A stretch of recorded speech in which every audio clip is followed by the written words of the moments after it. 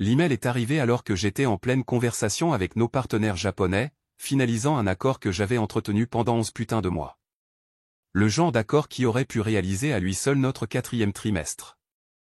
Je souriais sincèrement, bêtement lorsque mon écran a affiché la ligne d'objet, notification urgente de fin de roulement.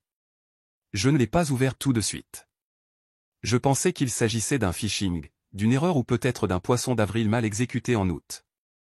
La voix à l'autre bout du fil continuait de parler dans un anglais court et poli, et j'acquiesçais sans cesse.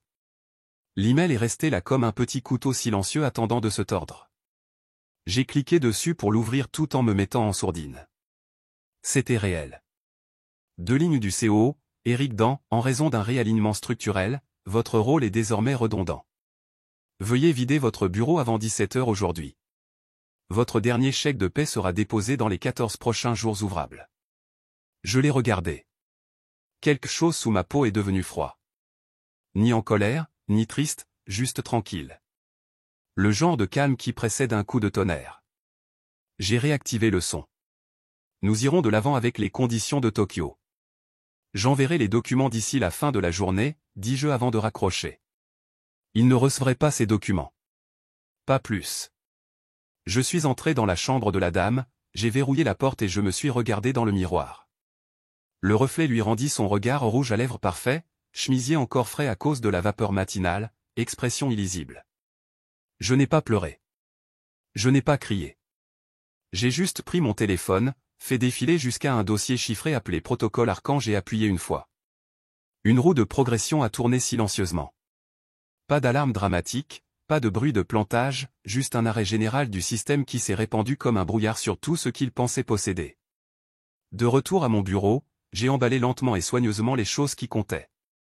Le stylo plume de 1922 de mon grand-père, mon ancienne carte d'identité universitaire, un presse-papier en pierre en forme de pion d'échec et la photo encadrée de mon fils, maintenant adulte et en poste à l'étranger, pensant toujours que sa mère n'était qu'une responsable marketing. Je n'ai pas remporté les prix. Pas les 12 plaques d'excellence en stratégie.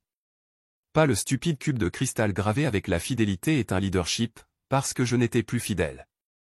Dehors, les écrans se mirent à clignoter. D'abord le tableau de bord principal au 6e étage, puis la salle de crise analytique au 8e, et le serveur des achats se figèrent. La plateforme de communication interne déconnecta tout le monde. Slack, Google Drive, SAP, même la machine à expresso du salon exécutif clignota en rouge avant de s'éteindre. Je n'ai pas eu besoin de rester pour voir tout s'effondrer, mais je l'ai fait, juste assez longtemps. Et c'est à ce moment-là qu'Eric est arrivé en courant, les mocassins claquant, la panique peinte sur son visage comme un bambin qui a perdu sa mère chez Costco. Il a fait irruption dans mon bureau au moment où je plaçais le presse-papier dans mon sac. « Qu'est-ce que tu as fait » aboya-t-il, la voix craquant comme un disque vinyle laissé au soleil. Je le regardais calmement. Vous avez dit que j'étais redondant, alors j'ai supprimé ce qui était redondant. Tu trouves ça drôle ? Siffla-t-il en claquant sa main sur mon bureau. Je me levai lentement. Il recula d'un pas. Non, Eric, dis-je. Je trouve ça poétique. Et je suis passé devant lui. Son téléphone sonna alors que j'entrais dans le couloir. Sa voix baissa d'une octave alors qu'il répondait. Oui, je suis au courant. Non. Je ne sais pas comment y remédier. Il ne m'a même pas regardé lorsque je suis passé. Il le ferait très bientôt. Parce que ce coquin de ne savait, ce que personne d'autre que moi n'avait jamais su, c'est que je n'avais pas seulement construit l'épine dorsale numérique de cette entreprise. Je le possédais. Et enfoui dans ces lignes de code se trouvait une clause. Une clause, un déclencheur qui a transformé leur royaume en verre. Au moment où j'atteignis le parking, l'équipe de sécurité avait été mobilisée comme si j'étais un foutu terroriste. 2 gardes au visage frais, dont aucun n'était en vie lorsque je suis monté à bord, ont tenté de me retenir poliment près de la cage d'escalier. L'un d'eux a attrapé mon bras. Je n'ai pas bronché. Madame, on nous a demandé de vous accompagner à l'étage. Je l'ai coupé. Non, on vous a demandé de caler, ce qui signifie qu'ils se précipitent à l'étage et ne savent pas sur quel bouton appuyer ensuite. Il cligna des yeux. Menacez-vous l'entreprise? J'ai souri lentement et délibérément. Non, je l'ai déjà fait. Derrière moi, un léger tintement résonna. Les ascenseurs étaient encore opérationnels pour le moment. J'ai pris les escaliers par principe. Au moment où j'ai atteint ma voiture, j'avais 47 appels manqués. 6 du même numéro au légal. Un de la cellule personnelle d'Eric. L'un de l'assistant de notre partenaire de Tokyo, se demandant déjà pourquoi la prise de contact de notre serveur avait été interrompue à mi-transmission. Bien. Que les questions commencent. En sortant du garage, j'ai croisé une file de cadres paniqués rassemblés à l'extérieur. Téléphone jusqu'aux oreilles, costume déboutonné, tension épaisse dans l'air comme du pollen pendant la saison du rhume des foins. Aucun d'eux ne m'a regardé. Pas un seul, à l'exception d'Alicia, mon ancienne assistante, 26 ans. Intelligente, sous-payée, rapide avec le café et plus rapide avec le code. Lorsque je l'ai laissée s'approcher de l'architecture pendant mon congé sabbatique, elle se tenait sur le trottoir, tenant sa tablette comme un radeau de sauvetage. Nos regards se croisèrent et je lui fis le moindre signe de tête. Elle ne sourit pas, mais ne détourna pas le regard non plus, car Alicia savait. Pas tout, mais suffisamment. Suffisamment pour soupçonner que l'épine dorsale de l'entreprise n'était pas institutionnelle. Elle était personnelle. J'ai conduit jusqu'au bord de l'eau, mon espace sûr. Un banc de parc délabré sous un érable mourant, à moitié ombragé par la jetée défunte et les vieux graffitis de l'époque où cette ville avait encore des rêves. À partir de là, j'ai vu l'ondulation commencer. Tout d'abord, un tweet d'investisseur, panne soudaine chez Corporation Violation Interne. Puis un fil de discussion Reddit, l'accès de quelqu'un d'autre à l'échelle de l'entreprise vient de disparaître. Le serveur de développement est devenu froid. Code d'erreur 94. Et le message désespéré d'Eric sur LinkedIn, nous sommes actuellement en train de subir une révision programmée des systèmes. Veuillez être patient avec nous. C'est prévu, mon cul. J'ai ouvert mon ordinateur portable. J'ai lancé le lecteur chiffré. J'ai observé la mise à jour du tableau de diagnostic en temps réel. Système de fichiers central en panne. Noyau CRM corrompu. Portail RH redirigé vers un miroir hors ligne. Les serveurs financiers sont inertes. Un point rouge clignota. Puis un autre. Puis un autre. Comme une constellation inversée et plan tu n'aurais pas dû avec l'architecte. C'est à ce moment-là que les vrais appels ont commencé. Cette fois, pas de l'entreprise. Non, c'était des numéros plus anciens, cachés, des codes étrangers. Le genre de contact qui n'existait dans aucun des kéros d'entreprise. On a sonné. J'ai répondu. Une voix de femme. Allemand accentué. Froid. Vous l'avez tiré. Je l'ai fait. Est-ce contenu? Oui. Pour l'instant. Il y eut une pause. Vous comprenez les implications s'il remonte. J'ai écrit le protocole. Ils ne le feront pas. Elle hésita. Préparez-vous toujours à l'extraction. Si les voies légales échouent, elles deviendront personnelles. J'ai regardé de l'autre côté de l'eau. Ils l'ont déjà fait. Et j'ai raccroché. Parce qu'il ne s'agissait pas seulement de me virer. Il ne s'agissait pas seulement d'une trahison d'entreprise. Eric avait fouillé un nid de frelons sans lire la plaque sur la ruche. Et maintenant, il n'avait plus affaire à un ancien employé mécontent. Il avait affaire à une femme qui n'avait jamais demandé le pouvoir parce qu'elle l'avait déjà. Cachée, superposée, enfouie profondément, en attente et maintenant déchaînée. La brèche n'a pas commencé avec les serveurs. Tout a commencé il y a 2 ans, au moment où Eric a été promu CEO et a décidé que sa réflexion était plus importante que sa fondation. Il est arrivé ce jour-là, empestant l'eau de colonnes suffisantes et le jargon des perturbations, parlant de l'allègement des rôles existants et de la maximisation de la confiance des actionnaires grâce à un raffinement opérationnel. Traduction, je n'aimais pas que les femmes de plus de 40 ans gagnent plus d'argent que lui. Et j'en ai fait bien plus. Il ne m'a pas viré à ce moment-là. Non, Eric était plus intelligent que ça. Il a commencé à trancher sur les bords. J'ai supprimé le budget de l'équipe, restructuré les lignes hiérarchiques, remplacé mon commandant en second par un enfant qui pensait que la cybersécurité consistait simplement à changer votre mot de passe Gmail une fois par an. Un sabotage subtil. Mort par 1000 coupures de papier. Mais ce qu'il ne savait pas, je l'avais déjà vu. Pas de lui, mais de Marc Duville, de retour chez Derived Solutions en 2009. La même culture. Première fraude avec des dents brillantes et un complexe divin qui a essayé de m'effacer et a été effacé à la place, financièrement, publiquement et, une fois que j'ai eu fini, émotionnellement. Cet homme m'envoie maintenant des notes de remerciement suite à sa thérapie. Alors, quand Eric a commencé à jouer à des jeux, j'ai commencé à dessiner des plans. J'ai commencé à construire le système d'ombre parallèle en boucle qui reflétait les opérations critiques de chaque département, mais ne répondait qu'à moi. Pensez Y comme à une clé squelette. Invisible, indétectable. Mais s'il est activé, il remplace l'infrastructure principale, un battement de cœur à la fois. Pourquoi? Parce qu'Eric n'était pas seulement incompétent, il était imprudent. Et une nuit d'octobre dernier, il l'a prouvé. J'ai reçu un ping sur mon terminal domestique. 2h17 tentatives de connexion non autorisées sur la base de données du coffre-fort salarial. IP masqué interne, mais la signature était bâclée, à moitié masquée par une faible piste VPN acheminée via l'ordinateur portable de son assistant. Le coffre-fort des salaires contient bien plus que des fiches de paie. Il contient des données sur l'acquisition d'actions, l'historique des offres, les clauses de départ et les fichiers de chantage. Je ne l'ai pas encore confronté. Je viens d'enregistrer la tentative et d'ajuster les capteurs de boucle. À partir de cette nuit-là, chaque frappe dans la suite a été reproduite, horodatée et stockée, y compris ce que j'ai trouvé 3 mois plus tard. Un mémo en coulisses tamponné confidentiel, intitulé Phase 3 de la restructuration des indemnités de licenciement. Mon nom figurait aux côtés de 4 autres, toutes des femmes, toutes vice-présidentes ou plus, toutes âgées de plus de 45 ans, toutes marquées, rompre pour motif valable, minimiser la responsabilité. Pas étonnant qu'il m'ait souri comme si j'étais invisible lors du dernier examen du conseil. Pas étonnant que le service juridique ait arrêté de me mettre en copie des dossiers de conformité. Pas étonnant que mon budget pour le bien-être de l'équipe ait disparu pendant qu'Eric faisait installer un nouveau bar à expresso à côté de son bureau. Il prévoyait une purge discrète. Et j'en ai prévu un plus fort. Parce que ce n'était plus seulement une vendetta. C'était la guerre. Et à la guerre, on ne montre pas ses armes. Vous les enterrez. Attendez. Et puis exploser lorsque tout le monde est trop occupé à siroter un expresso pour remarquer le tic-tac sous leurs pieds. 3 heures après mon départ, Rick a lancé ce qu'ils appellent probablement une cascade de récupération.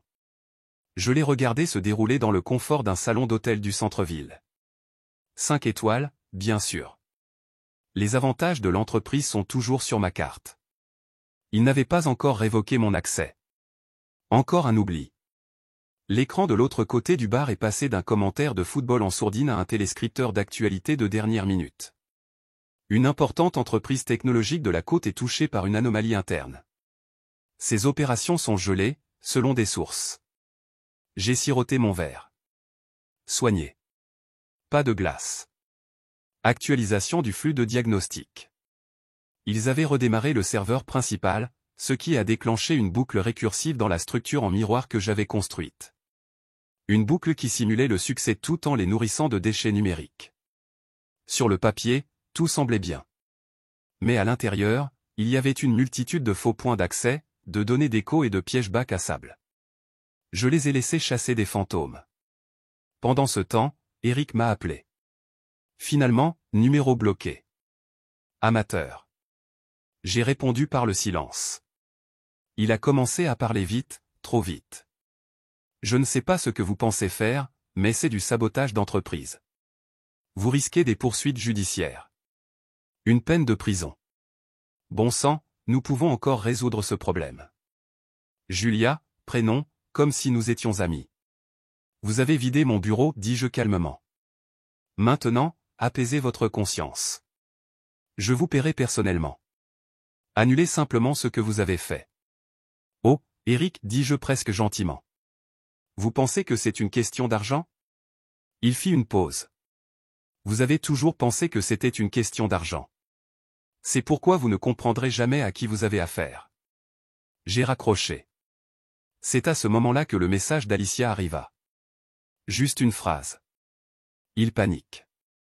Je viens de demander si un débranchement complet et un brushing pourraient aider. J'ai ri, sec et amer. Puis j'ai répondu, sors le lecteur de miroir. Première étape, le protocole Raven-Wake. Tu te souviens du reste. Pas d'émoji, pas de chaleur, juste de la confiance. Parce qu'Alicia n'était pas seulement une assistante. C'était l'apprenti dont je n'ai jamais parlé à personne. Je l'ai formée entre les réunions du conseil d'administration, après les heures d'ouverture, les salles de crise et le chaos des licenciements. J'avais vu son potentiel des années avant qu'elle ne le voie elle-même. Elle était prudente, précise et n'a jamais enfreint le protocole. Plus important encore, elle connaissait le plan de sortie. Je l'avais construit non seulement pour incendier la maison, mais pour la reconstruire sous un nouveau nom. Eric n'a jamais su ce que signifiait Ravenwake.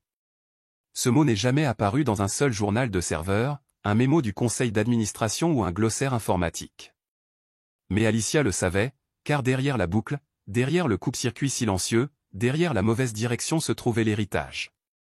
L'infrastructure que j'avais discrètement créée et dissimulée sous des startups et des coquilles de domaine mortes pendant plus d'une décennie sécurisée, privée, portable et avec le bon déclencheur ressusciterait sous une nouvelle entité, une où les clients me suivraient, pas la marque. Je n'avais pas besoin de mendier pour la pertinence. Je l'avais conçu. Ils n'avaient tout simplement pas encore réalisé que lorsqu'ils m'avaient libéré, ils se détachaient de leur propre colonne vertébrale. Et le temps presse, car demain matin, le contrat de Tokyo arrivait à expiration, et j'étais le seul à pouvoir le renouveler. Cette fois, je signerai sous mon nom. Tokyo n'a pas attendu longtemps. À 9h01 exactement, leur heure, 20h01.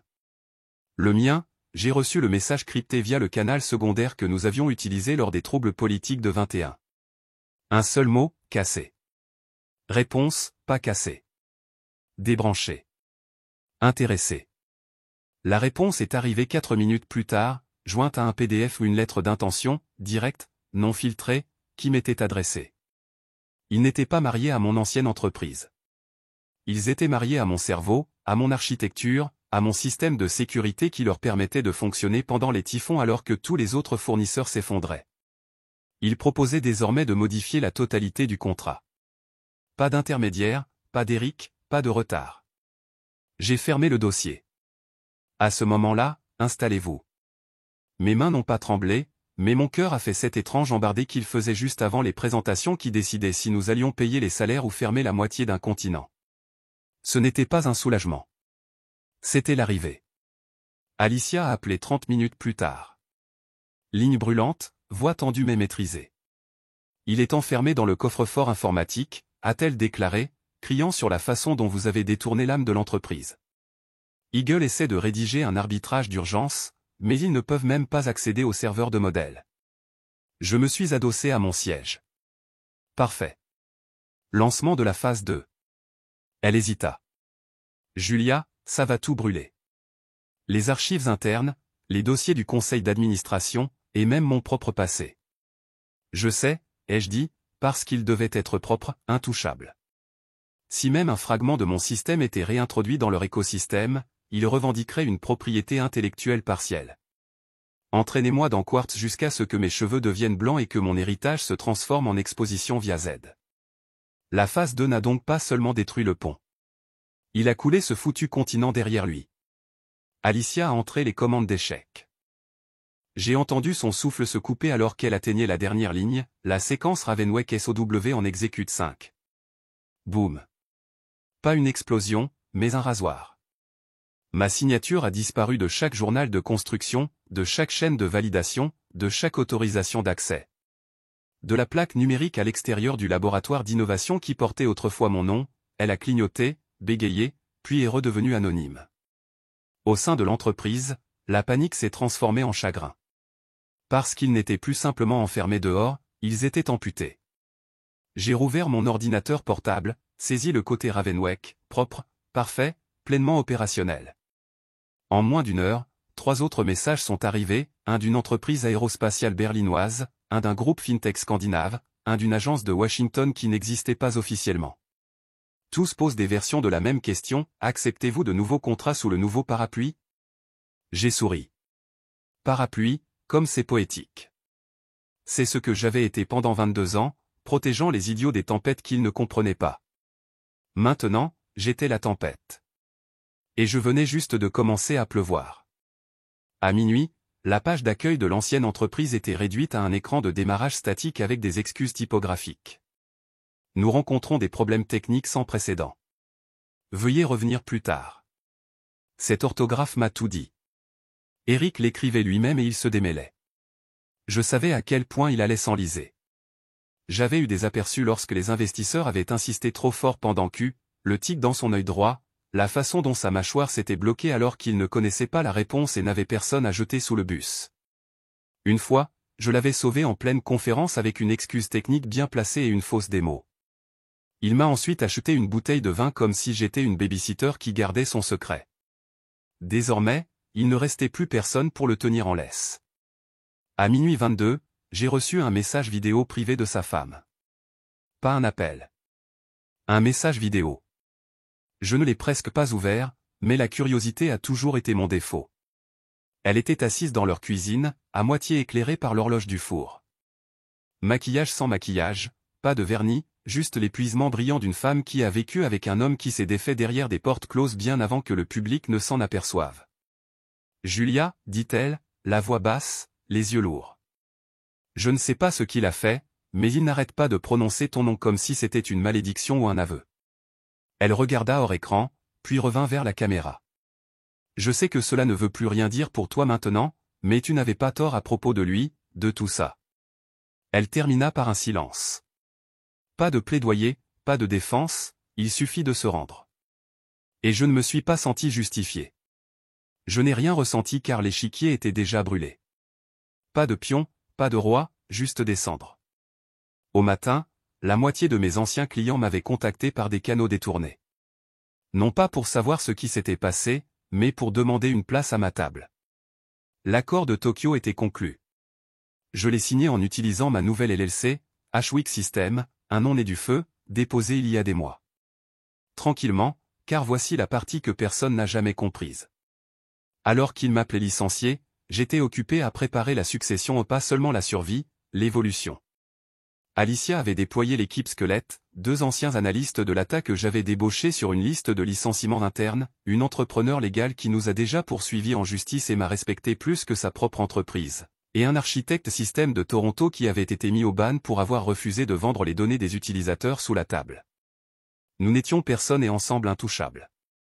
Ce matin-là, Eric est finalement passé en direct une émission en sueur, échevelé, les yeux exorbités. Il se pencha sur la webcam de la salle de réunion comme un méchant en pleine crise. Il y a eu une violation non autorisée de la part d'un ancien employé. Cet acte sera poursuivi avec toute la rigueur de la loi. Nous travaillons avec diligence avec nos partenaires pour rétablir les services de base. Il fit une pause, puis ajouta de manière spontanée et dérangée. Elle pense qu'elle peut détruire tout ce que nous avons construit, mais elle n'a jamais été la fondation. C'était juste un outil. Ce clip a été diffusé sur Twitter en moins de 5 minutes. Alicia a posté un seul mot en dessous, clé. Les réponses sont arrivées comme une traînée de poudre. Aucun système ne s'effondre ainsi sans qu'elle soit le système. Si elle n'était qu'une clé, pourquoi saignes-tu de la tête, frérot? Mettez du respect sur le nom. Ashwick arrive. Il ne s'en rendait pas encore compte, mais sa conférence de presse était ma meilleure communication. Et chaque mot qu'il prononçait resserrait l'étau qu'il avait noué autour de son propre héritage, car le monde voyait enfin ce que je savais déjà. Vous ne licenciez pas l'architecte pour ensuite paraître surpris lorsque le bâtiment vous tombe sur la tête. Le DOJ m'a appelé ce soir-là, non pas pour me menacer, mais pour me poser des questions. Un homme nommé Arrow, à la voix nette, sans accent, n'a même pas présenté son agence. Il n'en avait pas besoin. La façon dont il a prononcé mon nom m'a dit qu'il ne lisait pas un script.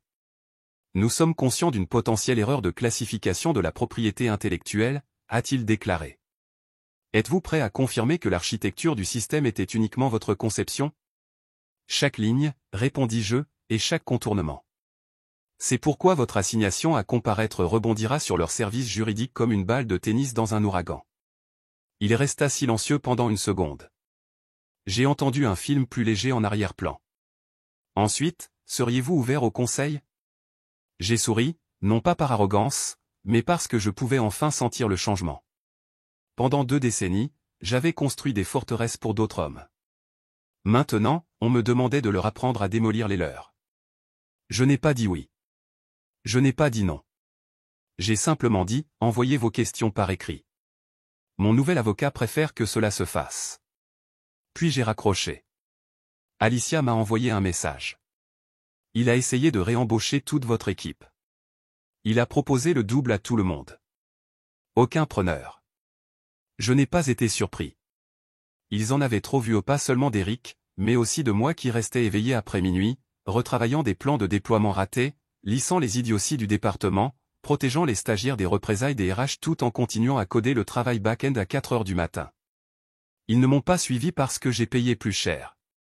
Ils ont suivi parce que j'ai cassé le premier et j'ai reconstruit plus net. Le conseil a demandé une médiation d'urgence le lendemain matin. Leur communiqué de presse accusait un ancien employé malhonnête d'avoir perturbé les systèmes centraux au-delà des normes contractuelles.